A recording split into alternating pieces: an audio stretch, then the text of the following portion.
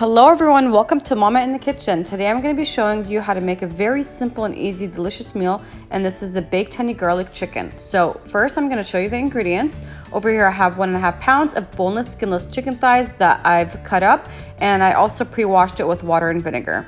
And then I also have 1 diced medium onion, and then I have 3 tablespoons of honey, 3 tablespoons of olive oil, and 2 tablespoons of soy sauce.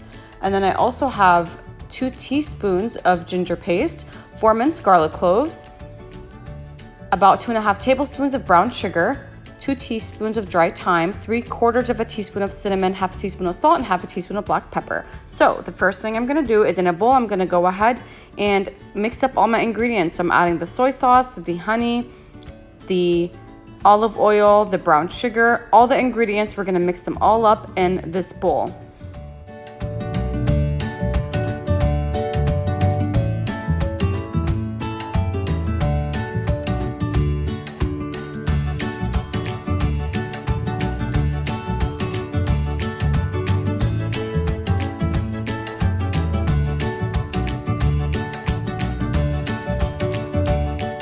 All right, so now I'm gonna go ahead and cover this and place it in the fridge for 3 hours.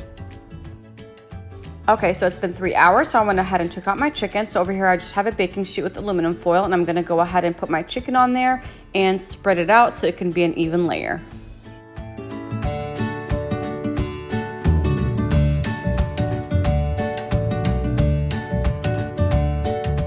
All right, so I went ahead and spread it out, and now I'm just gonna bake it at 425 for 25 minutes, and then I'm gonna broil just for about 3 minutes for a little bit of color.